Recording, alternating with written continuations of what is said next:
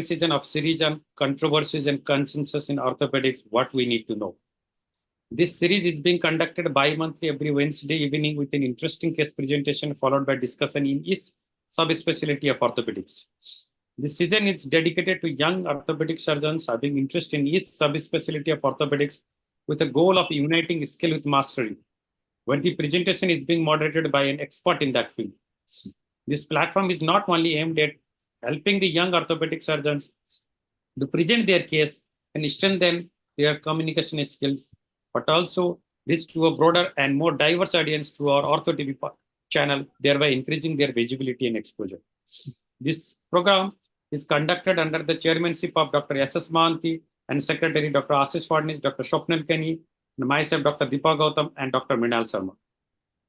Dr. Mohanty is the professor and unit head in the Department of Orthopaedics at St. GS Medical College and KM Hospital, Mumbai. He is an honorary consultant, Joslok, Nanavati, and Susra Hospital. He is the past president of Bombay Orthopedic Society, an academician and a researcher.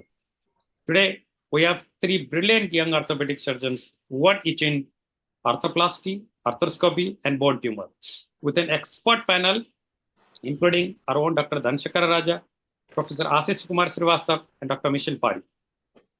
I would now like to call upon Professor Mohanty sir to introduce our presenters and proceed with the session. Dr. Mohanty sir, all to you now. Thank you, Deepak. Dear friends, greetings from Mumbai and welcome to the 7th episode of the second session of Controversies and Consensus in Orthopedics. Now, today we will be focusing on the, on arthroplasty, oncology, musculoskeletal oncology, and arthroscopy. Now, let me share the screen. Today is the Ashadi Ekadasi, auspicious day of Ashadi Ekadasi, as well as today also is Muharram. So on this day, so we'll have a nice academic discussion. And today, let us go ahead with the first case on arthroplasty. And to present the case, we have Dr. Ashish Taneja, who has done his graduation from Maulana Azad Medical College and post-graduation from PGI Chandigarh. Dr. Taneja is a senior consultant and unit head at Venkateswara Hospital, Dharoka. Of course, now he has recently moved to Max Hospital. He has finished his joint reconstruction fellowship at the University of Calgary, Canada, and ISCA Columbia traveling fellowship on hip preservation and hip and knee reconstruction at University of Missouri, Columbia in USA. He has done his Bosta fellowship from UK, has many publications and presentations in national and international conferences, and a member of many associations as well. Thank you, Dr. Ashish, and welcome to this episode of Controversies and Consensus. And to moderate here, Dr.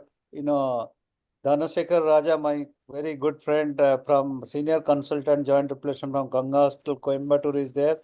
And Dr. Dhanasekara Raja is not unknown to any of us in Indian orthopedics. He doesn't need any more introduction.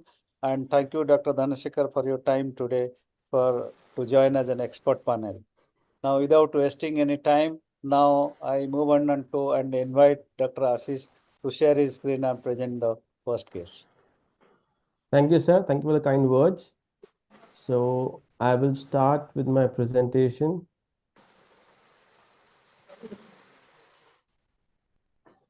So my case today is about intra-articular correction during TKR in a patient with extra-articular deformity. So this patient of mine is a 60-year-old male. He presented to me with pain in his right knee and restricted walking tolerance. His previous history was that he sustained polytrauma about 30 years back, in which he had sustained bilateral tibia compound fractures. And for that, he underwent multiple surgeries. It even went to Elisara fixator application and flap cover for the right side. He has a shortening of around 3 centimeters and uses shoe race for walking as well. So these are the pictures of his X-ray of the right and the left knee. This is the picture of his X-ray of the right leg. So we can see that his osteotomy site from Irizarro has healed and has healed with a varus malunion. His fracture has healed with some varus and recurvatum. So this will classify as an extra-articular deformity, and we have to tackle his osteoarthritis of the right knee joint at this point of time. We did a scanogram for this patient as well, and this is how his scanogram looks like. He has an overall limb varus of about 15 degrees, and once we evaluated it further, we could see that the extra-articular deformity was the major component up to 12 degrees. So right now we're dealing with the right side, and his recurvatum is about 10 degrees. So now I had to plan for his surgery. So in such cases, as we all know, our plan of surgery would include either our intra-articular correction or a simultaneous osteotomy with TKR or a stage osteotomy with TKR. This is the algorithm I would follow for such patients.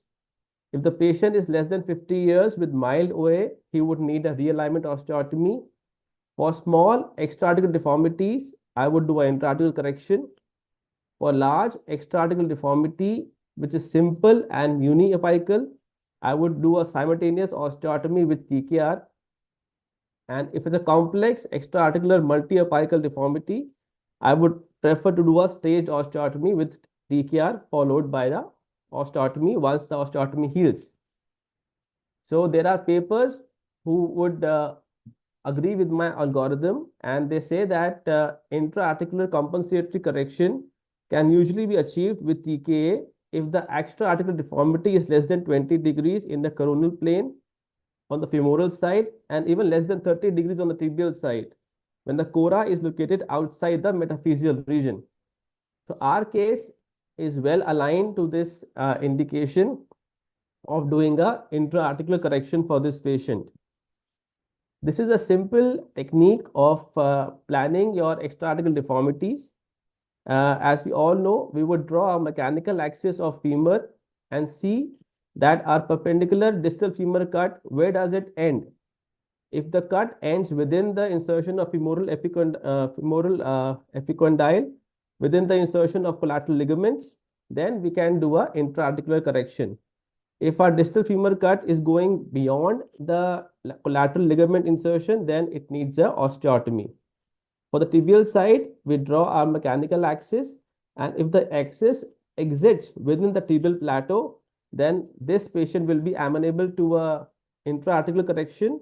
If the axis exits outside the tibial plateau, then it would need a osteotomy. So this is what I follow, and this is my planning.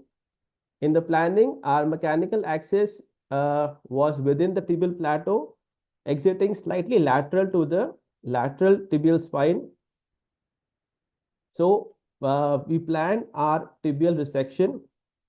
So our plan was either we would use an extramedullary jig and locate it slightly lateral to the tibial spine as shown by the lines we drew on the x-rays, or we could have used the intramedullary jig. In this case, because of the previous healed osteotomy, I prefer to use an extramedullary jig here, and I positioned it slightly lateral to the tibial tuberosity and the lateral tibial spine.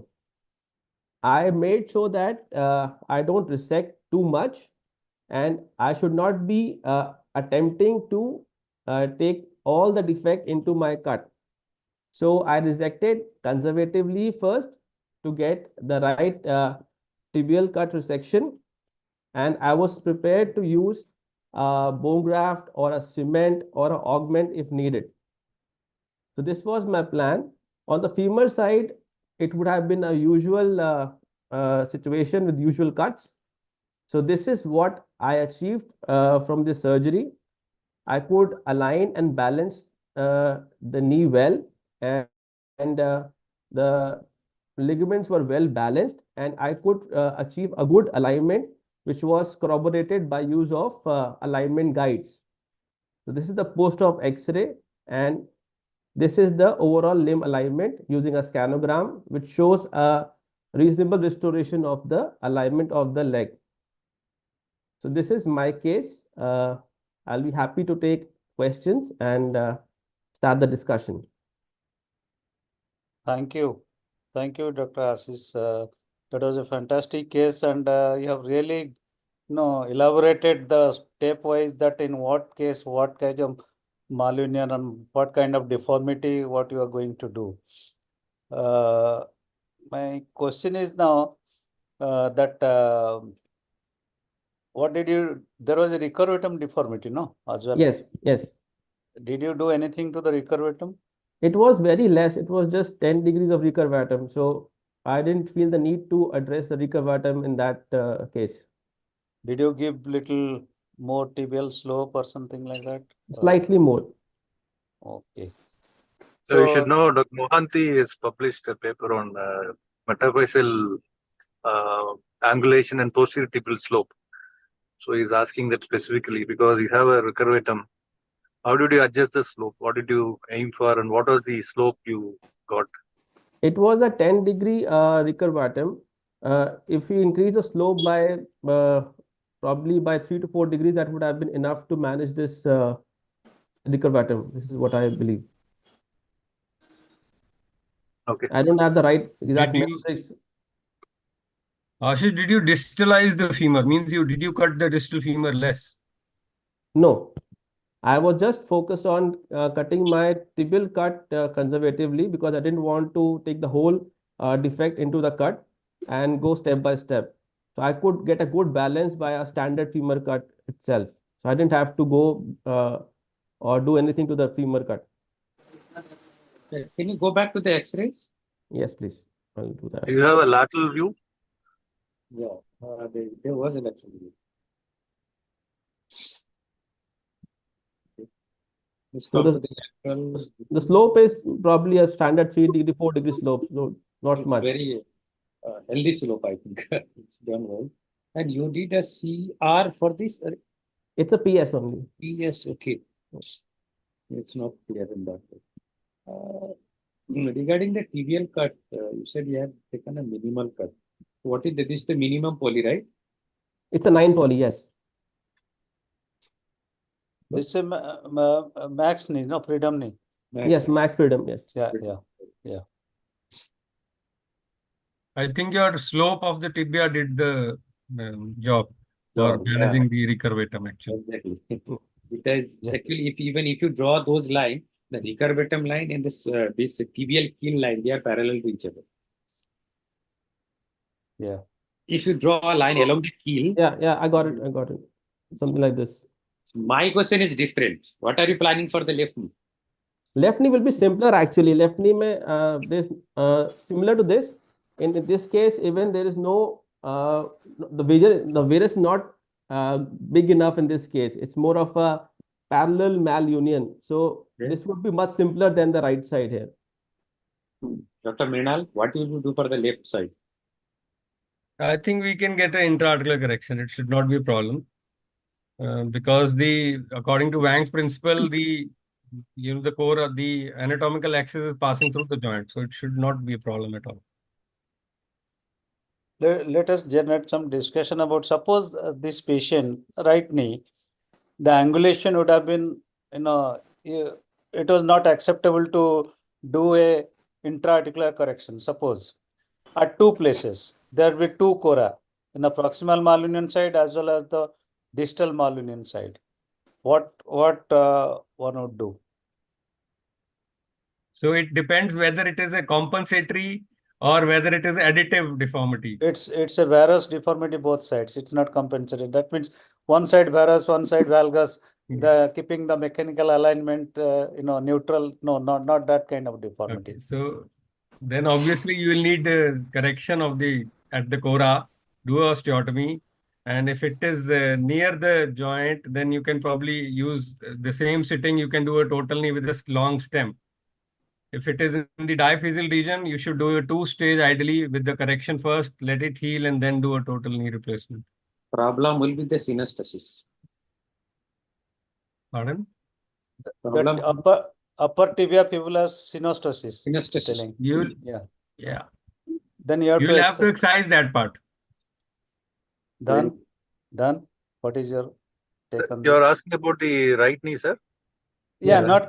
not in this case. I'm telling you the situation where the deformity you cannot correct it intra-articularly, and there are two Okay. places there are deformity. One is the upper third, and one is the distal third of the tibia. Similar So place. we follow, yeah. So whatever he showed, that Wang and Wang publication, where you draw a mid-diaphyseal line, and if it is cutting through the outside the condyle, we need to do extra-articular procedure. The same thing we'll use. But if it is cutting through outside the metaphyseal area, I will do a metaphyseal osteotomy and use a small stem to get the alignment correct and fixation. If there is combined proximal distal, I will do a proximal osteotomy, get the alignment with the stem, and then distally I will address with a separate osteotomy. So and there will be fix two it. levels. We cannot do everything in one level. Metaphyseal and diaphyseal we can address in a single setting with the TKR. If there is isolated distal deformity, I will address it separately. If the distal, we'll fix it with a plate and screw.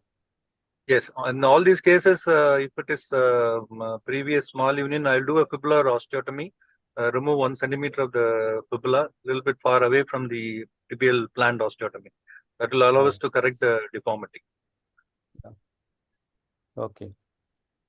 So Dr. the Dr. Then why the fibular osteotomy should be far away from the tibial corrective osteotomy side?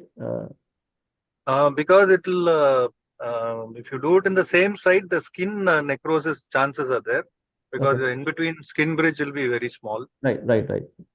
Yeah, So that this is like better if you take it slightly above. the same side. You should not do it the same side.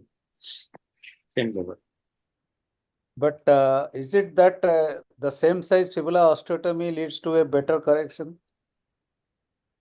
Not same side, but it doesn't matter, because we are it doesn't removing 1 matter. centimeter of the bone. It will allow correction. Wherever we do, it will allow correction. Probably here We have a probably yes, here there will be a good place to do osteotomy in this case and correct, corrective correct. osteotomy here. correct. But if you have a malunion due to stress fracture, we do not do a fibular osteotomy. Yeah. Because there the fibula will be straight, only the tibia would have malunited. In those situations, we do not do a fibular osteotomy. If both bones are fractured and malunited, we have to do it. Yeah. And you should do a fibulectomy, preferably remove a part of fibula, not just an osteotomy. Yes, Because 1 you centimeter. need to get compression at the fracture where you're passing the stem at the osteotomy site. Yes. Sorry. Yes. So Dr. Raja, do we resect the synostosis in case we do a correction here? Do we resect this all synostosis when we are trying for a correction through osteotomy? Not necessary. We do a distal to that synostosis, we do osteotomy. Okay, So that the entire proximal portion will become as a single unit. And distally, it will hinge freely at the osteotomy site. All right. Especially in this kind of cases where the elixir has been applied and all, skin condition, soft tissue condition is not very good. Your skin was good? Skin was not good because there was a flap also. So I was happy that I didn't have to do osteotomy because I didn't want to go through the flap. So I was just happy that the osteotomy was within the acceptable limits and I could manage with the primary TKR. So this was actually a safe from that perspective. No, this extra-articular deformity is not severe. Your mid-diaphyseal line is going through the lateral to the tibial spine. If it's going through the lateral tibial plateau, then we have to do osteotomy. Sometimes post-traumatic cases with stiffness, just soft tissue release may not be helpful. Here, your soft tissue release has helped, and you have done intra-articular correction. Yeah. So you didn't require a fibular osteotomy. So, yeah.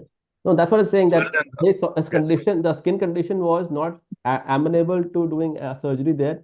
There was a previous flap, and the skin condition was not very, I'll say, confidence booster for me to go for to go through that flap skin.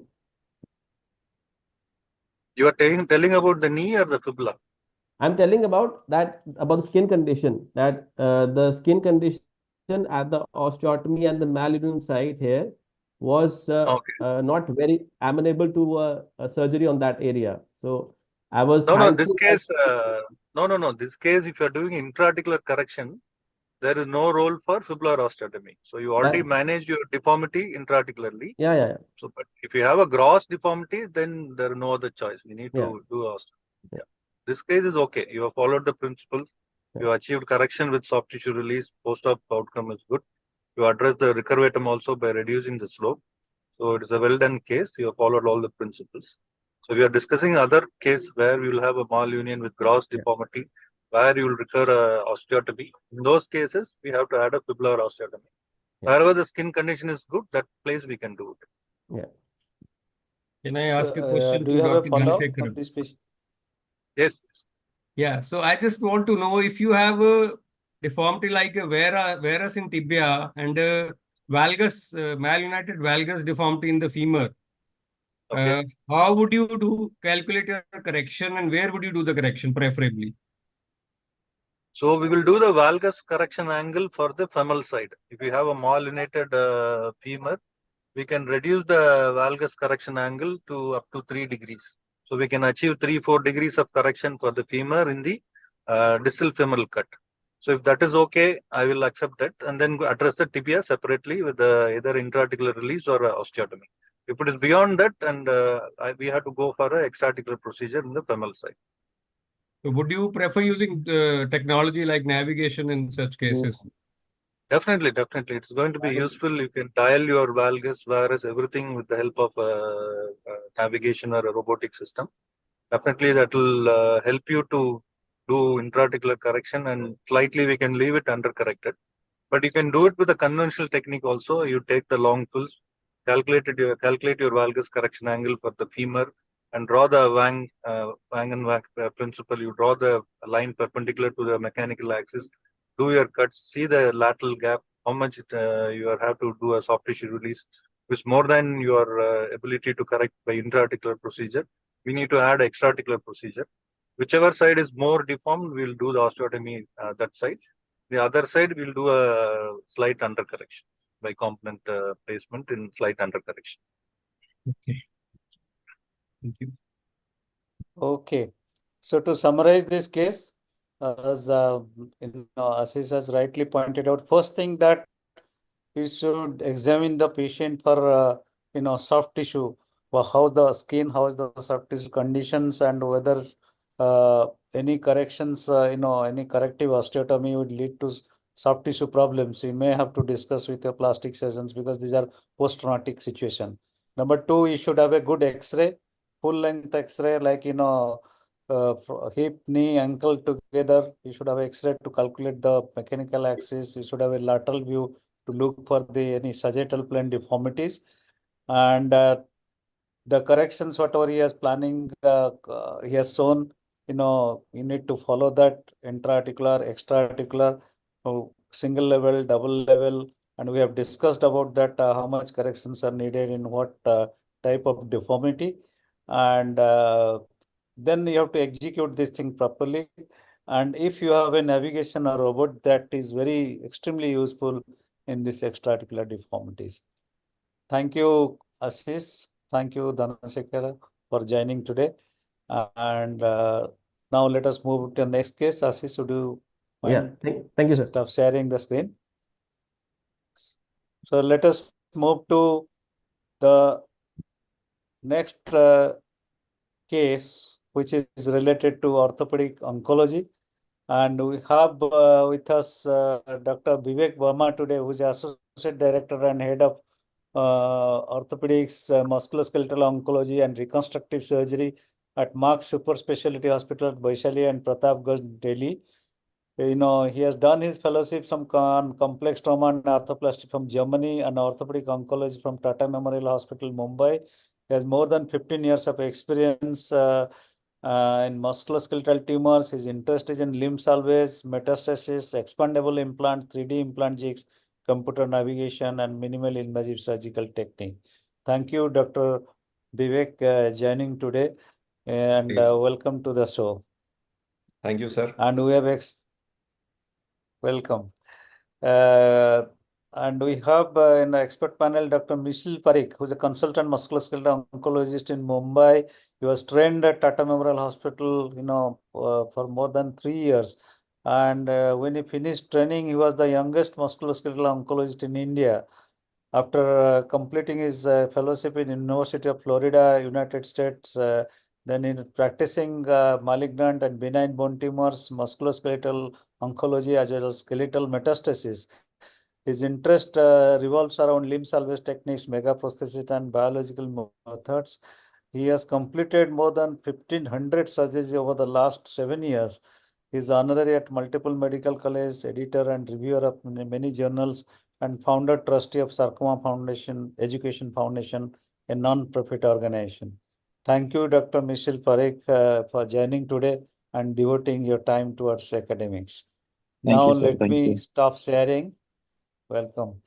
And Dr. Vivek, if you could share your screen and present the case. Sure, sir. So first of all, I want to thank everyone for giving us this opportunity.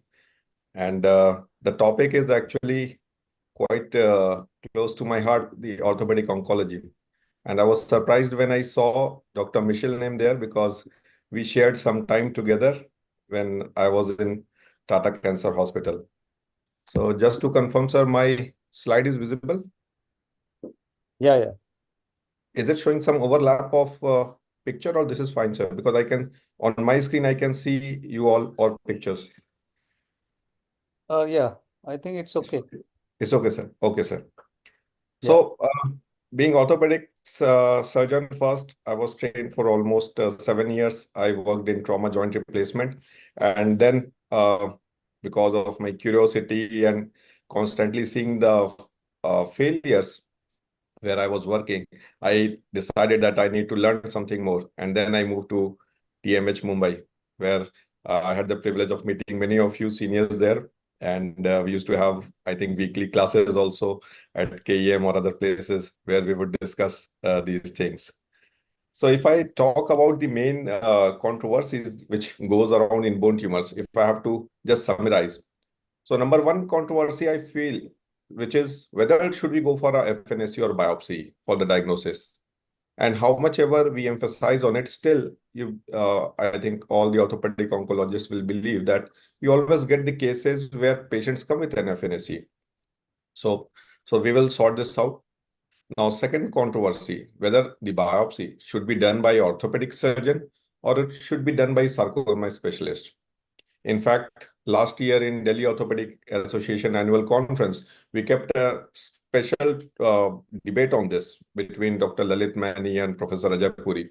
So we could discuss this topic, and I would just summarize what came out of that conclusion. It's not probably what we read in books is different, but practically what we see is quite different when looking at the demography of India. Now, as a orthopedic surgeon, one common logic comes to me that if I'm planning for a limb-saving surgery, I'm removing the tumor, trying to preserve things. So obviously the risk of local recurrence should be higher as compared to amputation. So why should I take that risk? So this is a big controversy, but is it truthful or not? What's the consensus? We'll go through that. And another controversy is about treating pathological fractures. So when there is a tumor and you have pathological fractures, we have seen the patients immediately being amputated, but is that the right thing to do or not? So all these are the four main controversies, and I'll try to take it on this journey through a case example, a real case example, which I treated. So this was a young boy from Delhi itself, and it was one of my first case when I came to Delhi in 2016. He had pain in the knee for the last 2 months, consulted a local orthopedic doctor, and this was the X-ray. So if I look at the X-ray, we can see that there is a lytic lesion in the upper metaphyseal region, which is extending subarticularly. And we can see some ossified mass, a little bit of soft tissue component. Now, when we look at such an X-ray, when we are sitting in our OPD, the next question is whether we should go for a biopsy or a FNAC. And now I'm in my OPD, patient is there, and should I do it myself or should I refer it to some sarcoma surgeon who is practicing in our city? So these are, I think, two very important points that we always think about. So I think most important is that once we are suspicious of any tumor, or any new plastic etiology, sometimes even the infection may mimic like that, we should first complete our radiological and imaging workup, which in a tumor cases should include your X-ray as well as a contrast MRI of the affected limb full length. I will include some more points which will keep coming to my mind. I think as orthopedic surgeon, I'm very comfortable using CT scan. So why not CT scan? Why MRI? So MRI gives us far better picture, especially about the soft tissue component, the extent of the marrow involvement, as well as it delineates our neurovascular bundle, helps to plan. These tumors are heterogeneous. Actually, we need to target the right areas. So the MRI is much more superior and is the gold standard. So am I saying that CT scan is not required? It's not so. You may ask for a CT scan. It may give you some more information. But if you ask me one modality that is very, very important apart from X-rays, MRI. So once we complete everything, then we go for biopsy. Now, this boy, he, as a conventional way where he was seen, he underwent FNAC. And FNAC showed giant cell rich lesion. So based on the FNAC of giant cell rich lesion, the diagnosis of a giant cell tumor was done. And then this surgeon who was looking at it thought whether I should go for curettage upfront or do a curettage and then send the sample for biopsy. Or looking at this situation where some part of the bone is involved, probably a resection and doing a prosthesis is advisable. So these are not actually, I would say, hypothetical situations, because we keep seeing these queries from our friends, colleagues, whenever they have any cases like this, where questions are asked, should we go directly and we plate it, whatever is the sample, we put cement and send the sample for the treatment. So I'll just take you through the protocols, which are the gold standard we should follow to avoid pitfalls. So let us see what happened in this case. So now it is one important point I want to highlight is, number one, we should read properly the diagnosis or the histopathology. The diagnosis is not saying that it is a giant cell tumor of bone. It is saying it is a giant cell rich lesion. And we must be aware that a giant cell rich lesion can be a benign bone tumor, like your giant cell tumor of bone. It can be aneurysmal bone cyst. At the same time, it can be a sarcoma also. A giant cell rich osteosarcoma, it just mimics like your giant cell tumor. So read carefully what the pathologist has written. And sometimes you may see in the last line, they may have just added that kindly correlate clinico-radiologically. So the onus is on the surgeon that he incorporates all the information that he has, right from the imaging to the clinical history to the histopathology, to arrive at the right diagnosis. Now, looking at these reports, he underwent a curettage, and you can see that artificial bone graft substitute. And this is what happens. And then the sample is sent intraoperatively for examination. And the report turned out to be a giant cell rich osteosarcoma. So now this is a situation where I think if we follow certain protocols and we don't fall into those controversial points, we can avoid the pitfalls. So let's see. So we must understand that fine needle aspiration cytology, it is an aspiration. Number one, the Indian Society of Limb Salvage Surgery, it has clearly mentioned that it is not a modality for primary diagnosis. So whenever we need to do a diagnosis, always a biopsy. So how do we do the biopsy? There are different methods like needle biopsy, true-cut biopsy, or open biopsy, whatever you are comfortable. As orthopedic oncologists, we are trained, and almost 90-95% of the diagnosis we make up with a needle biopsy, which is done on the OPD basis, and it's also called true-cut biopsy. So any role of FNAC, if it is so vague, then why is it used in bone and soft tissue tumors? So FNAC can be used once you already have the diagnosis and you see multiple lesions elsewhere, or there is a recurrent scenario in a known case. Probably in those situations, you may do the FNAC just to see whether or not there is a cancer cell present or not to confirm it. But nowadays, the diagnosis, the treatment is not just based on presence or absence of tumor cells. We need to grade the tumor. There are different types, varieties. We may need to do further molecular studies to zero down on the histological subtype. So a core biopsy is currently the gold standard. So there is no doubt about it. Let us all be very clear. So wherever this through the OrthoTV, the message goes to all our friends, juniors, seniors, colleagues that biopsy is the gold standard. Now, whether it should be done by orthopedic surgeon or it should be done by the sarcoma specialist. So this was a very interesting point we wanted to discuss.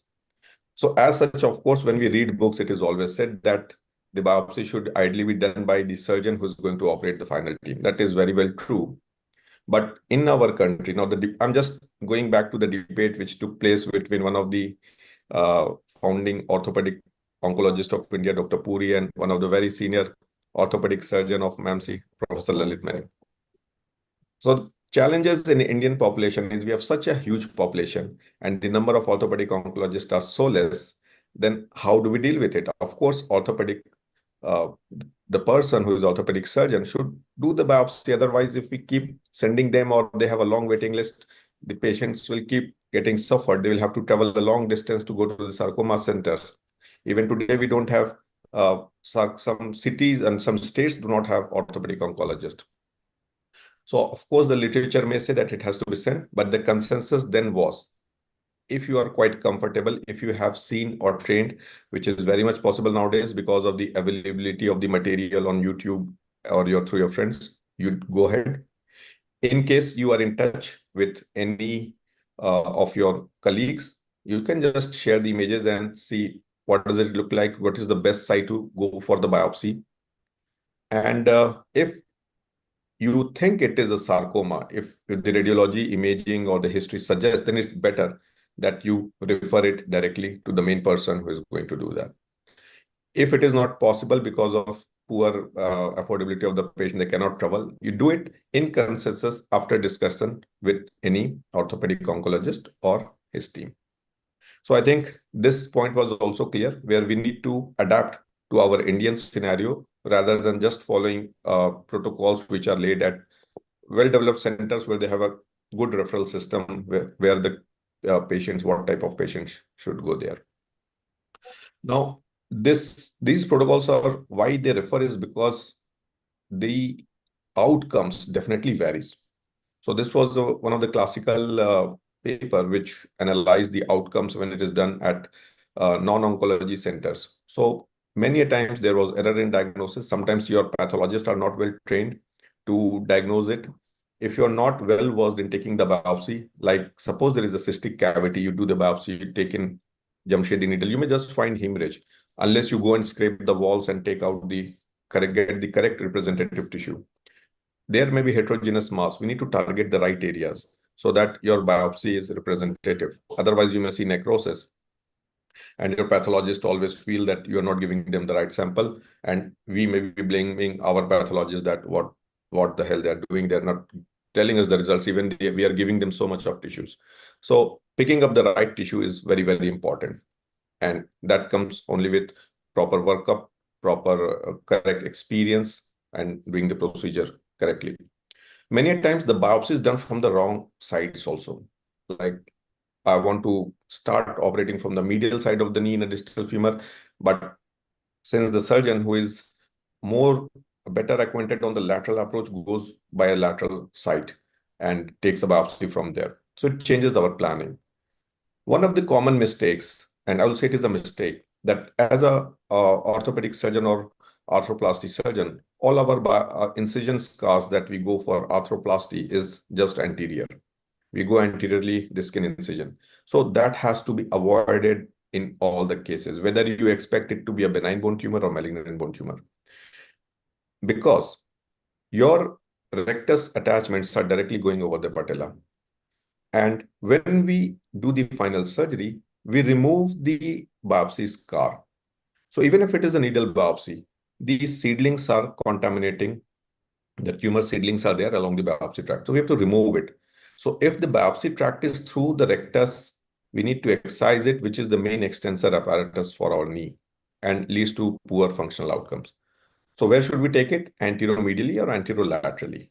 Or like I said, discuss with the orthopedic oncologist so that they can tell you. It need not send every case, but start doing yourself after discussion, which is the right side. So these things are very important. There are a lot of papers which have confirmed these studies.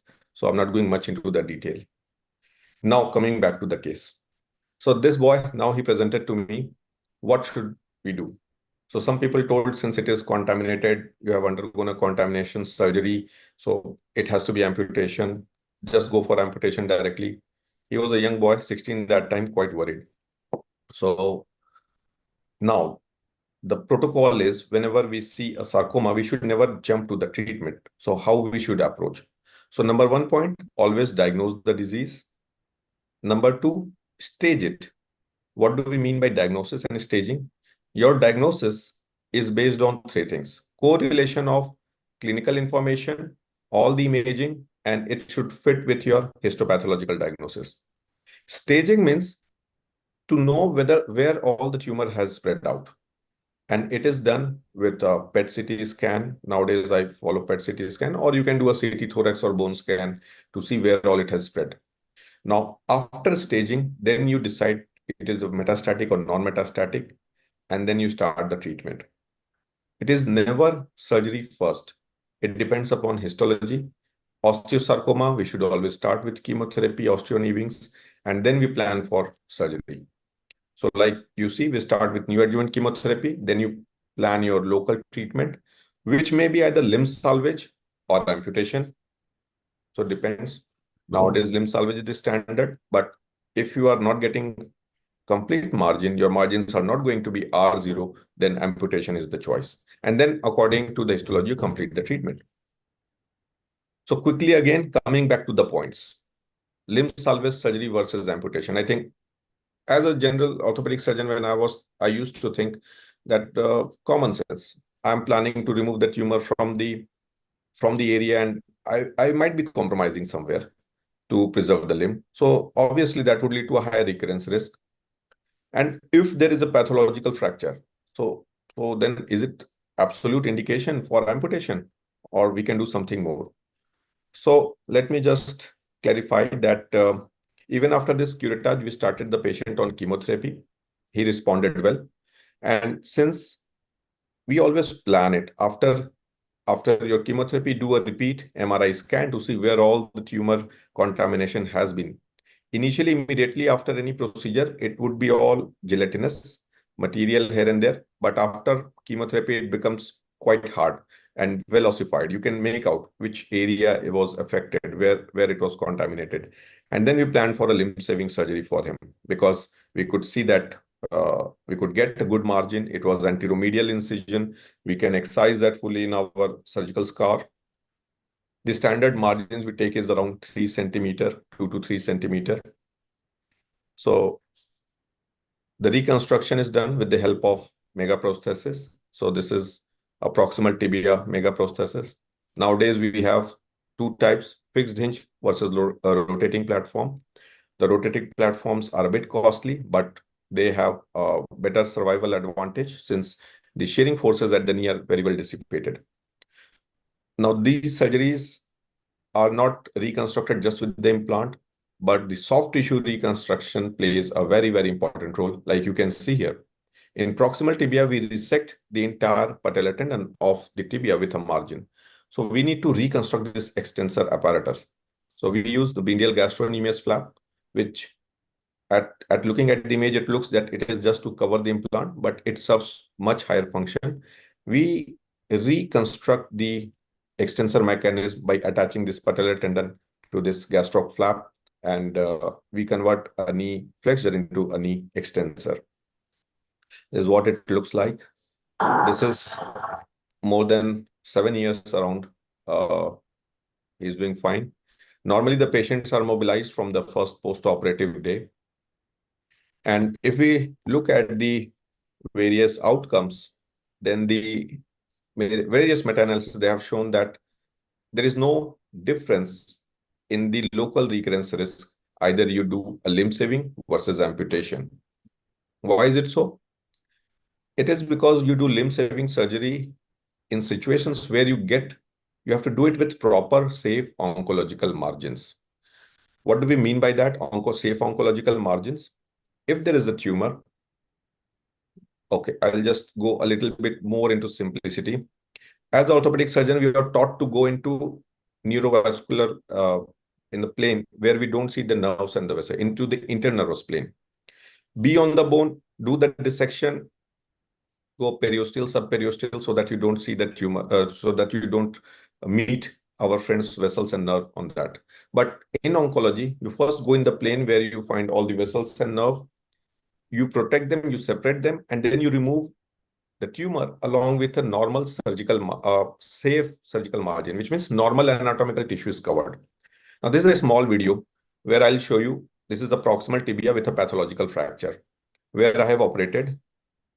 Even with the fracture, there is no hematoma which is coming out of it. So you see, this is the previous surgical scar. Superiorly, the menisci are all intact. You can see there. The entire surgical scar, the previous biopsy scar, is removed with wide margins. These are the anterolateral muscles kept as a margin. Posteriorly, your popliteus and other muscles. The tumor is not seen anywhere. Now, when we remove it, even you see with a fracture, this does not open up. Not a drop of blood comes out of that tissue.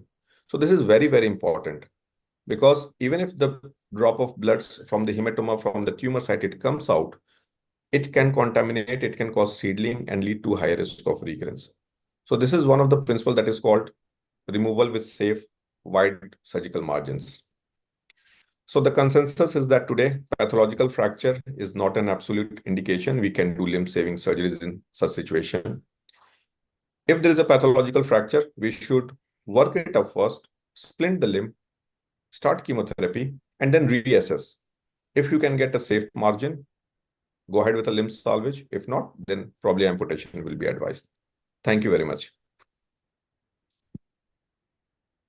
Thank you. Thank you for that extensive lecture and a lot of points, a lot of learning points from this case as well as the lecture. So just before handing over to Mishil, I have just I don't do the oncological work, but one point that we are discussing about MRI and CT, and I mentioned that MRI is a better for management of these oncology cases. Nowadays, if I see the spine surgeons, they are doing both CT and MRI. Yes, in sir. most of the cases. Do you think that both CT and MRI would be useful, a better choice, so that it gives a better picture of how to, skeletal as well as soft tissue extensions and to plan your surgery? Yes, sir. So very interesting point you have raised. So actually, I was trained in TMH, and we used to have only like MRI. But now, once we start our own practice, and over the years, we learn with our own experiences. So I saw that patients who had done a CT scan, I would always repeat MRI. But to those who have MRI, I would not repeat a CT scan. But when I analyze both these scans together, I realized CT scan has certain advantages in terms of if you want to know 3D anatomy orientation. Second, it is very good for evaluation of your cortical window. If we want to see whether there is cortical breach or not, all these things are very well seen on the CT scan. Our 3D anatomy, like for any pelvic cancers I do, pelvic sarcomas, I prefer to do both MRI and CT scan. But conventionally, if it is a distal femur, proximal tibia, proximal humerus, sarcomas, I'm happy with just MRI. Some situations, especially like giant cell tumors, where my plan is to preserve the joint. I don't want to sacrifice it. In those situations, to ascertain that the articular surface is not breached, I think in those situations, CT scan is quite a wonderful tool. Certain tumors which are cortical based, osteoblastoma, better delineated on CT scan as compared to MRI. So both have different advantages in different situations. Thanks. And second point, just in presence of extensor mechanism deficiency, rotating hinge a better choice rather than a fixed hinge. because as you mentioned correctly, it dissipates the forces better. So the stress doesn't fall on the hinge itself, which may lead to a breakage of the hinge joint. So in Yes. those kind of cases, rotating hinge is a better choice. Okay, So over to Mishil. Yeah. I'll just add a few more points about this rotating hinge and the rotating platform and the fixed hinge. So when we were undergoing training that time, 2013 around, I think the only implant that was available from Indian companies was a fixed hinge. And we had seen quite early wear and tear of poly bushes. The mechanisms were different. Yeah. We But had, Adler. yes, sir, yes, sir. So So suit we, Adler. yes, sir. So it went through different evolution. We also had a rotating platform, but those were like your GMRS Striker or LPS Debut. But they were so costly, it was not affordable. The Yeah. best part, I think, which has come in last 5 years, that we have all these rotating platforms indigenously made, and that has made a huge difference. They're almost, I think, less than half the price of what we get GMRS or other companies. I don't want to fall into those controversy Yeah. of naming any company, but just to say, so Yeah. these things are new things which are on the we are using it nowadays. Now I can easily ask my patient to get a rotating platform, which will give a much better function. So second parts are about the extensor mechanism loss. So I think that is during surgery, we lose it, but again, we reconstruct it so that by the time we close the case, again, it is restored and it requires rehabilitation so that the patient is again back to the normal routine activities. Now, Michelle Thank wants you. to add anything. Over So to Mishil. So Yeah. actually, there's nothing much to add, but again, just re-emphasis on certain points that Dr. Vivek mentioned, and that is that there is no role of FNSE in diagnosing musculoskeletal tumors. You may use FNSE to reconfirm or prove a recurrence, maybe a nodal recurrence in a soft tissue sarcoma, or any swelling that you have in a previously treated cancer patient which looks suspicious. FNSE can just tell you whether there is malignancy or not. It cannot give you more detail because it is just cytology. You need immunohistochemistry, which only a proper core biopsy can give you. Also, speaking of IHCs, even in today's time, even when you do a core biopsy, many labs or they do not do IHCs upfront. They would just sign off a report saying spindle cell neoplasm. Now that is such a broad term that even a benign thing like a dermatofibroma is a spindle cell neoplasm and also an osteosarcoma. So IHCs is very much necessary to actually complete the diagnosis and not just a simple biopsy. Going further, again, like Sir said, that who does the biopsy? Controversial to begin with, and now things have become simpler with the world coming closer and we being in touch with each other over multiple modalities, maybe a video call, maybe a Zoom call or whatever we call it, and we can actually mark out the point from which the biopsy should be taken, and the correct biopsy is done even with the orthopedic oncologist not being doing it personally. And eventually, when the surgery is to be done, it is done in the correct way because the incision is in the right place and the biopsy tract can be easily excised without need of a big plastic surgery or an amputation. Thirdly, about imaging, which is part of the workup for diagnosis. Full length MRI and full length X-ray are a must for two things. One is we see a lot of skip metastasis in the same bone, which may be missed if the full length is not there.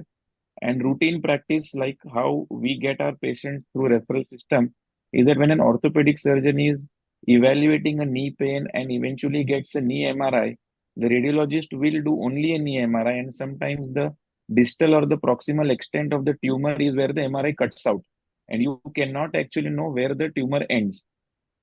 Secondly, the Yeah. radiology reports that mention the length of the tumor, they mention the extent of the tumor, but not from a bony point, which is necessary for planning the surgery. So we need to take a cut from the joint line, but the lesion may be 2 centimeters below the joint line and extending up to 4 centimeters. So all these points are not in the radiology reports, and hence a full length MRI with a scale on the MRI helps us plan our surgeries nicely. Going to the next point of controversy, that was limb salvage versus amputation. I would say that now with modalities like chemotherapy, pre-operative radiotherapy, and things that can give us time to plan and also, shrink or stabilize the tumor, the chances of doing a limb salvage surgery have increased without compromising the overall outcome of the patient, including local recurrence or distant recurrence. That is purely on the biology of the disease.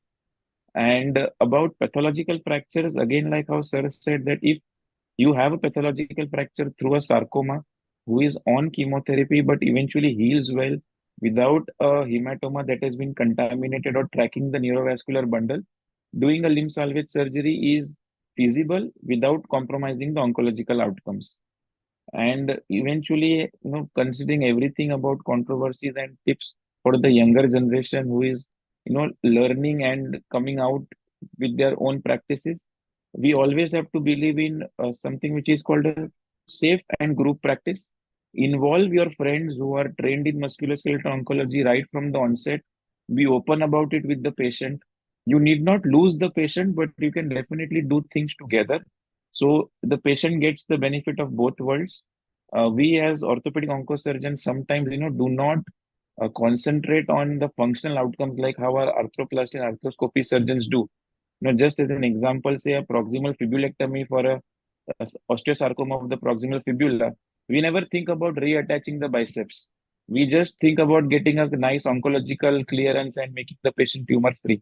But in practice, patient wants both. Patient wants a tumor free and a functional knee without any instability. So group practice helps both the patient as well as the physicians, and that would be the message for our trainees and the younger orthopedic colleagues, that do not uh, get scared about seeing a tumor patient in your clinic, and always be in touch with your colleagues who are doing tumor practice, and together we can really give the patient the best benefit. Yeah, I think Mishil has Thank you. said quite a lot of other points. Yeah. Thank you. Thank you, Dr. Vivek and Dr. Mishil. That was a really, extensive discussion on the, musculoskeletal oncology. We are really benefited out of your discussions, and I think all our viewers must have been benefited. Thank you for devoting time today. We are running short of time. Let us move on to the case on arthroscopy, and let me share the screen. So next on the case of about related to arthroscopy, we have Dr. Gandhi Kota today. He's a consultant orthopedic surgeon at Medicover Hospital, Visakhapatnam. His special interest is in complex trauma and arthroscopy. He has published on osteosynthesis and mid-shaft humerus fractures with plating versus interlocking intramedullary nailing, and he has presented papers in Tosakan 2021, Home 2020. And he has been an organizing team member in the cadaveric workshop for hip arthroplasty in Kamineni Institute of Medical Sciences in 2018, and cadaveric workshop on acetabular fractures also in the same institute in 2022. And he has been also an organizing team member of IS1 conference at Visakhapatnam 2023. Welcome, Dr. Kota, Gandhi Kota, for here for presenting the case, and thank you for joining today. Thank you. And we have expert panel today, Professor Dr. Ashish Kumar from Lucknow. He's the professor, Department of Orthopaedics and head of the Department of Sports Medicine at King George Medical University, Lucknow. And Dr. Ashish, after finishing his MBBS and post-graduation and senior residency from KGMC, Lucknow, had advanced training in Australia, France, Germany, and England. He has established arthroscopy to new heights in KGMC and published many papers in international national journals. He has been a guest speaker in various national and international conferences. As you see, in almost every arthroscopy meeting, Dr. Ashish Kumar is there. He has been an examiner in various universities and National Board of Examinations and reviewer of many journals. He has been Vice President, Joint Secretary, and also President of UP Orthopedic Association, and Founder Secretary and new President of Arthroscopy Association of Uttar Pradesh. He has been organizing secretary of IASCON 2023 also, which is a grand success with the largest number of delegates. Thank you, Professor Ashish Kumar, for joining today. Sir. And welcome today to the show. Sir. Now, I'll stop sharing the screen and welcome Dr. Gandhi Kota to share his screen and present the case. Thank you, sir. Thank you.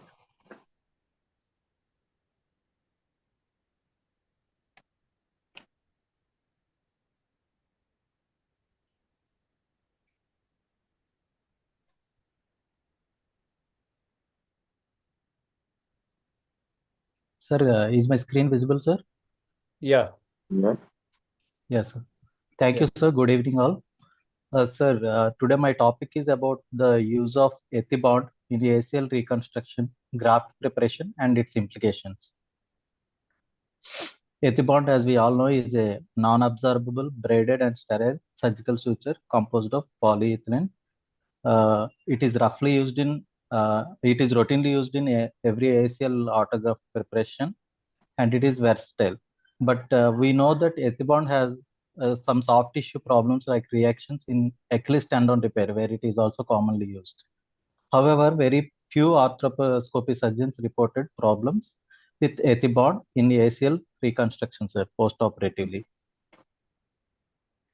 In our center, Medicare Hospital, Visakhapatnam, I work along with my senior, Dr. Sridhar Gangavarapu. We operated around 500 plus ACL cases over 2 years, where we have experienced ethibond-related complications in 3 cases. 2 cases were operated at our center, and 1 case was primarily done elsewhere, sir. The cause for this complication can either be ethibond-induced reaction or infection. Today, I want to present 2 cases, sir. One case, male patient, 33 years, post-operatively, left ACLR was done 2 months back. He was presented with discharging sinus over surgical scar at tibial graft harvesting site since 1 week. We initially treated him with antibiotics and wound healed well and discharge was subsided. But after 1 month, the patient again presented with discharging sinus. But there is no frank or purulent pus, only discharge, serous discharge like. We repeated culture sensitivity, but it is negative. It might be due to the antibiotics we used previously, or it might not be an infection or just a reaction. But post that, we have kept him again on linezolid for 3 weeks, and patient was again doing well for 2 months. But after that, patient 6 months post-op approximately, he again came with the same complaint, discharging sinus over the same area. So we planned patient for debridement and implant removal. As graft healing approximately occurs within 4 to 6 months, we thought it would be okay to remove the any ethibond or material. Intraoperatively, there was initially we did diagnostic scopy, sir. Intraoperatively, partial graft resorption was noted. We removed the endo button and bioscrew, but there is no frank pus. Only it is a picture of synovitis. This is the condition, sir. Initial anoscopy, we debrided the joint. I want to show the ethibond which is hanging loosely in the joint. We found a tibial side, we found a granuloma like reaction, which we resected, and through that site we removed the tibial bioscrew which we have placed, and along with that we through the same site we are able to pull over the loop as well, endo button and loop. We don't know endo button, we initially cut it from the opposite side through femur side, and we are able to remove it. Post this, this is the picture at the tibial site. This is one case, and post-operatively the wound healed very well. There is no recurrence since 10 months, and patient had full ROM with no signs of instability. There is a partial laxity, but he is doing well. Another case, sir. He is also 29 years old, male patient. He presented with a post-operative ACL 4 months back. There is discharging sinus over the lateral aspect of the thigh. Initially, we treated with antibiotics, but It did not subside. After 1 month, there is a discharge at tibial scar site also. Initially at the endo button site, and after 1 month, we noticed the tibial scar site also. So we planned him for again implant removal, and arthroscopic debridement was done. The wound healed well, and patient is post-operatively doing well. This is the initial presentation, sir, where he had first reaction at the thigh, lateral aspect of the thigh, and again, this is just before the planning of implant removal, sir. So the right side picture shows the tibial scar as well. So this is the initial picture pre-operatively, sir, where endobaton is lying little loose. I think it might have been backed out or something. We had to open the endobaton site as it is very difficult to remove. So we tried it and we opened the site and we removed it. Post-operatively, it is the picture, sir. Yes, sir. This is my two cases, sir, where I would like to point out that Ethibond, although we usually use it very commonly, ACL is relatively very safe surgery, considered safe, and patients will have issues with ROM and physiotherapy, but very rarely with the surgical infection or any reaction. So what we did is, after these two cases, which we did, we continuously, now we are only using Vicryl in the preparation of ACL grafts, sir. So as of now, up to 6 months, whatever we did not find any reaction. So this I would like to share to audience with this presentation, sir. Thank you. Yeah, Dr. Gandhi, am I audible? Sir. Yes, sir. Yes, Yes, sir. sir. Yes, sir. Yeah, No, just I'll before stop sharing. I have just one question. So this was not infection, this was a reaction. Sir, actually, as we previously used antibiotics, although culture negativity was culture sensitivity was negative, we couldn't pinpoint that point, sir, because initially after sinus only we started him on antibiotics. So we thought it might be infection, but there is, at the time of surgery, there is no frank pus or anything, sir. Joint is fine. Okay. So over to Dr. Ashish Kumar. Yeah. Sir, this is something that he has presented and attributed everything to the Ethibond. It's a very difficult situation to say that it is Yes, all sir. because of the Ethibond. It is just a Yes, sir. But vague idea that yes, it is all because of Ethibond. yes, sir. I'm not saying it's only because of Ethibond, but it might be a situation, sir, because we removed Ethibond and patient is doing fine, sir.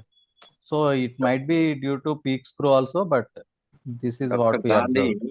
you Yes, are sir. doing 500 cases that you followed. You got only 2 cases Yes, where sir. it Yes, sir. happened. That's a Yes, sir. usual frequency for an infection in ACLR. Yes, So sir. for that reason, you attributed everything to the Ethibond because the title was the same. This is what I'm saying. Yes, sir. I'm Yes, not sir. saying Yes, it's a sir. case of infected ACLR that you are going to discuss. But the Yes, thing sir. is, you have so many foreign bodies which are there. Yes. Besides that, even if you don't have any foreign body, you can get this much of infection. Although in arthroscopy, you have a lot of water which is flowing through, and chances of infection are very low because of the Yes, sir. so many reasons we can say. But Yes, sir. at the same time, it cannot be attributed to Ethibond by any means. You started Yes, sir. using Vicryl, which is relatively a weaker thread, and if you Yes, pull sir. at the end of the surgery when you are putting your interference screw, then you Yes, have to sir. pull actually very hard. At that Yes, sir. time, if you are using a Vicryl, then of course it can break, and then you are nowhere. Then you are nowhere. Yes, sir. Yes. So nowadays we are using even internal brace. I am using it regularly for my thousand of cases now with the Yes, internal sir. bracing, which is lying intra-articular. Whatever you are using ethibond, which is lying extra-articularly, somewhere you are putting just your interference screw and everything is at that part. But your loop Yes. itself is a foreign material, having fiber wire or something like that, the same synthetic material. Bio screw itself has got a lot of problems. We everybody know, but still we are using because patients are demanding and we are being dragged by the companies also. If you use a titanium screw, you are much happier as compared to the bio screw. There can be cyst formation, there can be allergic reaction, there can be anything. And it's very difficult to discern between a low grade infection versus your allergic Ethibond. reaction or whatever it is. Everybody Yes. is giving empirically the antibiotics as soon as we are thinking about the infection, and we start with the antibiotics, and culture is bound to be negative. We all know it. Neither patient can wait nor surgeon can wait for 3 days or 4 days, stopping everything and then taking the culture. This is what happening in our day-to-day practices also. And of course, incidences vary in different series. So the topic is not at all okay. One thing that you can attribute it to the ethibond. Fiber tape or fiber wire is Sir, having less reaction, but still they are having that problems along with the so many sir, things that I have pointed out. So sir, what now may I say add what one you want point? like? Sir, may I add? Just Sir, may I add have you some point? encountered similar problem in your practice any Sir, time, sir? Pardon? Ashish sir, have you encountered similar situation in your cases anytime? Yes, on the tibial side, we are having these kind of problems. Tibial side, and I believe 2, 3 reasons for this. One thing is that you are dissecting basically on the tibial side. You are taking the hamstring graft through the same incision. yeah. Again, for the whole surgery, it is open practically. So that side, you are putting a lot of instruments and you are doing a tissue dissection and everything. Many times we are doing a secondary fixation when we are tying over the bony bridge and other. That creates a little bit of dead space also underneath the threads. You are leaving those threads over there. Then your bio screws is there, which is again having a lot of allergic reaction in different patients, and everybody has faced it, and they get loosened and they come out. That's why we are preferring the doing the secondary fixation also. So for these all reasons, the tibial site is the site where it happens. It's rare that he is having on the femoral side, but that's the exit site for the beath pin, where you can have the loop is lying underneath and the loop lying outside may not be under the maybe a endo button which is lying over the fascia or something like that. That would, but he has not shown the immediate post-op picture. So that may be one reason also. You have a lot of soft tissue in between the loop, endo button and the bone, and it can get crushed, infected, and so many things that can happen. So this happens at least 1 to 2%. You can simply say 1% cases even where you have problem on the tibial side. So this is a usual thing that happens in the practice. Even Sir, for may the I add- Ashish may has I- a question. One second. Ashish has a question. Sir, Yeah, doctor. So I want to just second Dr. Ashish in this comment. It looks like a low-grade infection. Probably he didn't do an extended culture for the patient. It could have even come like a mycobacterium other than tuberculosis, MOTT, which is a known entity of low virulence organism, which presents like this and always comes out to be culture negative. So to my eye, it's like a low-grade infection, not a allergic reaction. yep. This is what Sir, we are all are saying. Sir, actually, what we thought is the similar kind of reaction is observed in Achilles tendon repair patients, sir, whenever we use ethicon commonly. So the picture looked like whenever we removed that granulomatous or the tissue there, it resembled a bit like it is such kind of a reaction to ethibond. So we thought on that point it might happen here also. It could happen anywhere in the body. So But we tried to change it. Yes, sir. it needs more and more research Yes, sir. Yes, sir. Yes, sir. before Obviously. attributing it to one particular Yeah. thread rather Yes, than sir. other things. I am Yeah. not attributing to ethibond, sir. Right. Ethibond is But very for common publication, material. for publication purpose, it may be a good thing.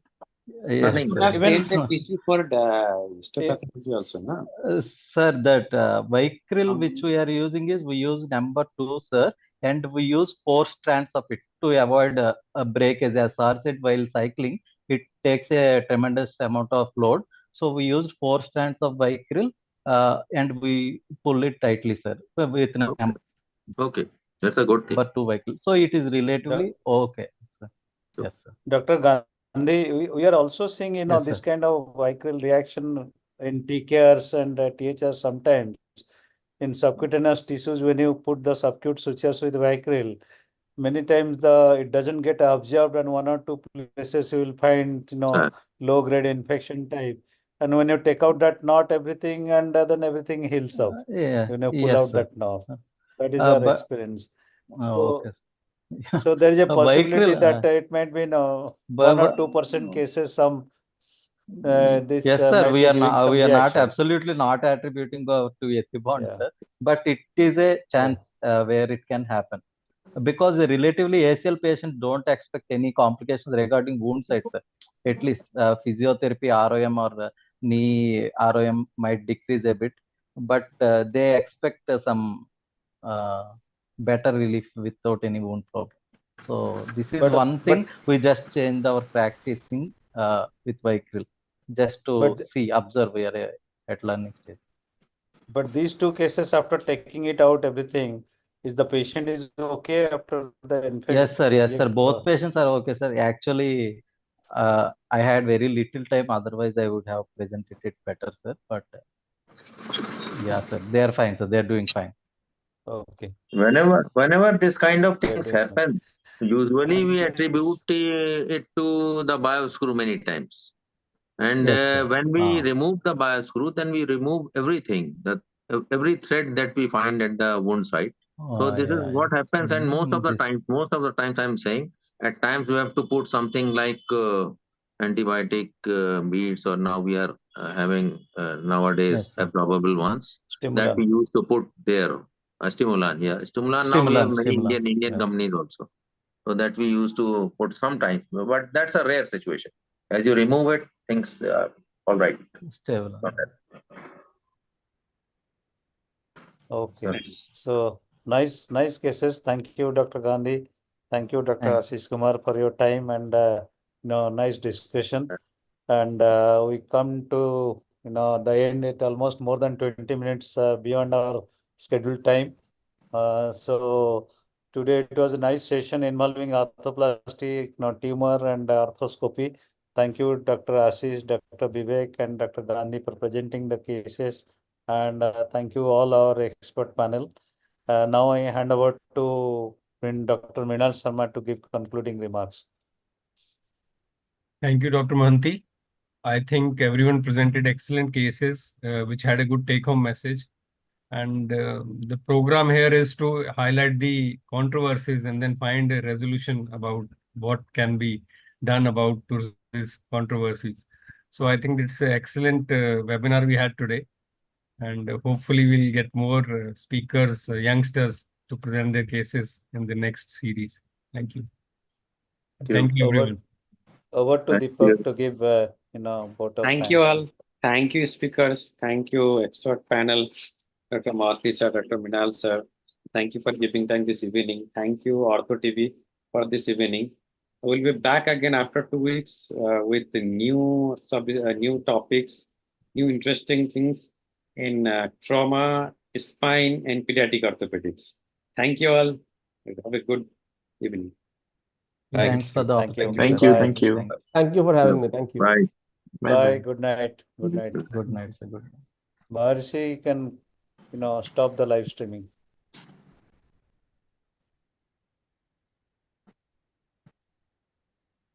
You can stop the live streaming also. Done, sir. Done. Okay. So now informal. बहुत बढ़िया था sir program. That was very. बहुत बढ़िया programme था, बहुत अच्छा interactive. नहीं अच्छा हुआ. आपका तो बहुत अच्छा था, एकदम एक्सटेंसिव लेक्चर. हम लोग को पूरा रिफ्रेश हो गया मेमोरी, सब recent advances about all these because being in a teaching hospital, you can't afford to miss any of the branches of. Though I do arthroplasty, but other things also you need to know for Yes, sir. teaching, all these things. But acha, thank you. Thank you, Ashish. Yeah, Very good. Thank you, me and sir. Ashish have done couple of cases of tumors also. So whenever like he has some cases, usually we get involved together. जो मिशिल कह रहा था कि mutual So collaboration. we follow team practice. Team practice, yeah, group practice.